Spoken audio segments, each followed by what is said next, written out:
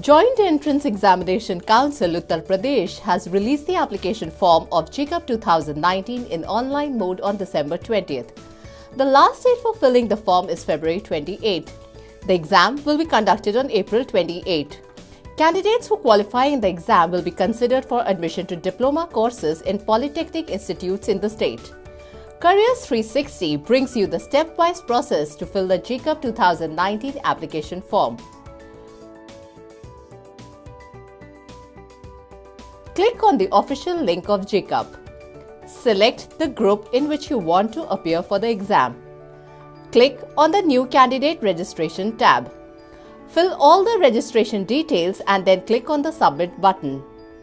Verify all the parameters that has been mentioned in the form and check the box which states I agree. After that, click on Final Submit button. Registration has now been completed and now you fill all other information in the form.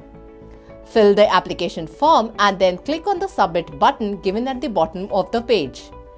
Review and confirm all the details that have been entered in the form. The application form has been completed. Upload the image of the signature and your photograph as per the specifications and format that have been mentioned. After successful document uploading, you can proceed to pay the fees. Pay the fees in online mode.